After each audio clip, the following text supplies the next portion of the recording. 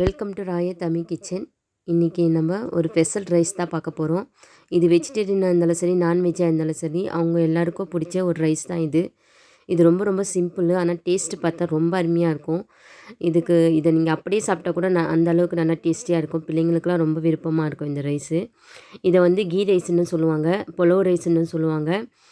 அப்புறம் வந்து முஸ்லீம் வீட்டில் வந்து இதை தால்ச்சா சோறுன்னு சொல்லுவாங்க. இது வந்து ஸ்பெஷலாக வந்து ஃபங்க்ஷனில் செய்யக்கூடியது. பிரியாணிக்கு அடுத்தபடி தால்ச்சா சோறு தான் முஸ்லீம் வீட்டில் செய்வாங்க. வாங்க அது எப்படி செய்யலான்னு பார்க்கலாம். நான் ஒரு சட்டியை அடுப்பில் வச்சுட்டு தாளிக்க போகிறேன். அதில் வந்து நான் எண்ணெயும் நெய்யும் தான் சேர்க்கணும். இதுக்கு மெயினாக இதில் வந்து நான் பே லீஃபு, பட்டை, கிராம்பு, ஏலக்காய் நார்மலாக பிரியாணிக்கு போடுறது தான். இது வந்து ஸ்பெஷலாக வந்து வாசனைக்கு போடுற சோத்து இலைன்னு சொல்லுவாங்க. இது வந்து வீட்லேயே வளர்க்குறது. நான் ஊர்லேருந்து கொண்டுட்டு வந்தேன். ரொம்ப ரொம்ப வாசனையாக இருக்கும். இந்த மாதிரி தால்ச்சா சோறுக்கு சேர்த்து பாருங்கள். இந்த மாதிரி சோத்து இலை கிடச்சிச்சின்னா சூப்பராக இருக்கும். இப்போ அதை சேர்த்துட்டு நான் 3 வெங்காயம் சேர்த்துக்கிறேன். இப்போ நான் இது வந்து பூண்டு வந்து ஸ்பெஷலாக நசுக்கி, வெறும் பூண்டு தான் நசுக்கி சேர்க்குறேன். இது தால்ச்சா சோறுக்கு சேர்ப்பாங்களான்னு எனக்கு தெரியாது. ஆனால் எங்கள் வீட்டிலலாம் சேர்ப்பாங்க. ரொம்ப சூப்பராக இருக்கும். இந்த மாதிரி சேர்த்து பாருங்கள். பூண்டை வந்து நல்லா நசுக்கி ஒரு கைப்பிடி அளவு சேர்த்துக்கிட்டேன். ஒரு 15 பூண்டு பல்லுன்னு வச்சுக்கிங்களேன். இந்த மாதிரி இந்த சோத்துக்கெல்லாம் நம்ம வந்து சேர்த்தோம்னா அந்த சோறு ரொம்ப டேஸ்ட்டாக இருக்கும். ஸ்பெஷலாக வந்து எங்கள் வீட்டிலலாம் வந்து செய்வாங்க. உடம்புக்கும் ஹெல்த்து, அப்படியே கரைஞ்சி போயிடும். சூப்பர் வாசனையாக இருக்கும். அதனால் இதை சேர்த்துக்கலாம்.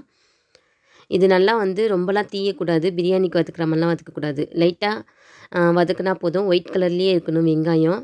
அந்த மாதிரி இருக்க பார்த்து நம்ம இஞ்சி பூண்டு பேஸ்ட்டு ஆட் பண்ணிக்கலாம். இஞ்சி பூண்டு பேஸ்ட்டு வந்து நான் இதுக்கு வந்து கம்மியாக தான் ஆட் பண்ணுவாங்க. வெங்காயம், இஞ்சி பூண்டு பேஸ்ட்டு, தக்காளி எல்லாமே ரொம்ப ரொம்ப கம்மியாக ஆட் பண்ணணும். நான் வந்து 1 கிலோ செய்ய போகிறேன். அதுக்கு தகுந்த மாதிரி நான் சேர்த்துக்கிறேன். நீங்கள் வந்து ரொம்ப கம்மியாகவே ஆட் பண்ணுங்கள். அப்போ தான் வந்து டேஸ்ட்டு நல்லாயிருக்கும்னு வச்சுக்கிங்களேன். ரொம்ப வந்து கலர் கொடுக்கக்கூடாது சோறு. இப்போ வந்து நான் உப்பு சேர்த்துக்கிறேன். உப்பையும் சேர்த்துக்கிட்டு நல்லா ஒரு நிமிஷம் வெங்காயத்தை வதக்கி விட்டுட்டு நம்ம இப்போ இஞ்சி பூண்டு பேஸ்ட்டை ஆட் பண்ணிக்கலாம். புலாவ் சோறு, நெய் சோறுனாலே ஒயிட் கலர்லேயே தான் இருக்கணும். கலர் வந்து சேஞ்ச் ஆகக்கூடாது.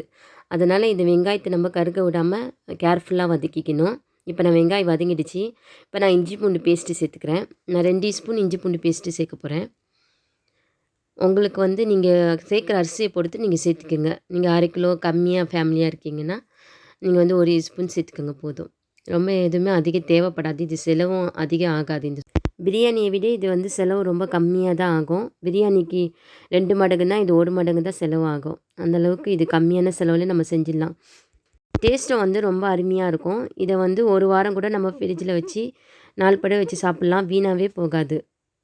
எந்த குழம்புக்கு வேணாலும் இது நல்லா மேட்ச் ஆகும். சிக்கனை ஃப்ரை பண்ணி வச்சுக்கலாம். முட்டை கூட ஃப்ரை பண்ணி சாப்பிட்லாம். அந்தளவுக்கு சூப்பராக இருக்கும் இதுக்கு. இப்போ இஞ்சி பூண்டு ஓரளவுக்கு வதங்கி அதுலேருந்து எண்ணெய் பிரிஞ்சு லைட்டாக வரும். அதுவும் வந்து தீய விடக்கூடாது.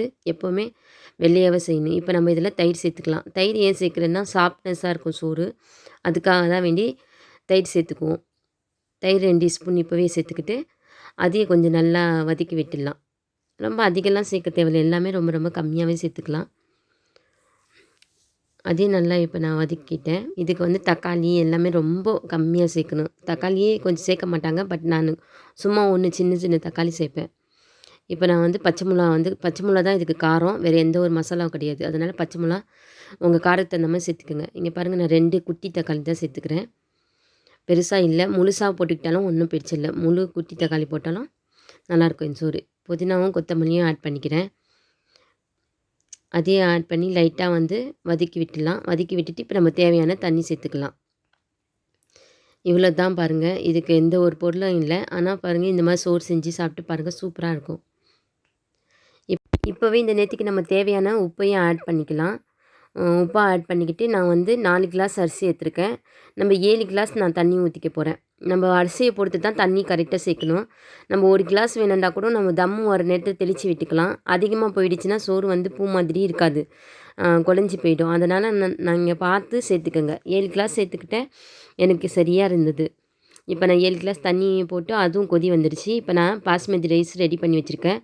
இதுக்கு ஜீரக சம்பா ரைஸ் தான் ஆட் பண்ணுவாங்க. ஜீரக சம்பா பாசுமதி ரைஸு தால்ச்சா சோறுக்கு நான் வந்து பாசுமதி நீட் அரிசியை ஆட் பண்ணிக்கிறேன்.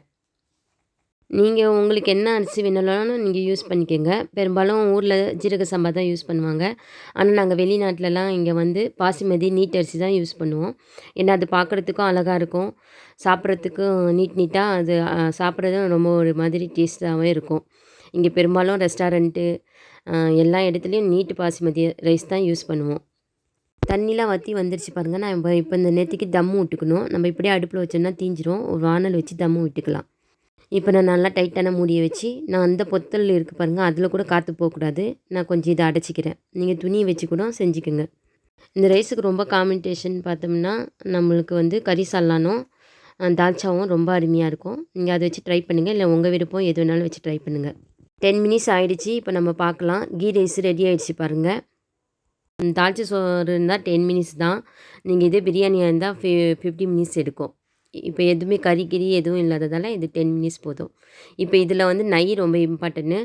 நெய் வந்து நீங்கள் கடைசியாக ஆட் பண்ணி தான் கிண்டணும். அதுக்கு தான் இது கீ ரைஸ்ன்னு சொல்லுவாங்க. அந்த நெய் வாசனையோட மணமாக இருக்கும் இந்த சோறு. பாருங்கள் எப்படி முத்து முத்தாக வந்திருக்கு சோறுன்னு. நல்லா பொலன்ட்டு சூப்பராக வந்திருந்தது. டேஸ்ட்டு ரொம்ப அருமையாக இருந்தது. நீங்களும் சிம்பிளாக இந்த மாதிரி ட்ரை பண்ணுங்கள். இந்த வீடியோ பிடிச்சிருக்குன்னு நினைக்கிறேன். இதை பார்த்துட்டு எனக்கு மறக்காமல் லைக் பண்ணுங்கள், ஷேர் பண்ணுங்கள், சப்ஸ்கிரைப் பட்டனையும் சேர்த்து அழுத்திடுங்க. நான் அப்போ தான் அடுத்தடுத்து போடுற வீடியோ உங்களுக்கு வந்து சேரும். மறக்காமல் பெல் பட்டனையும் அழுத்திக்கங்க. தேங்க்யூ.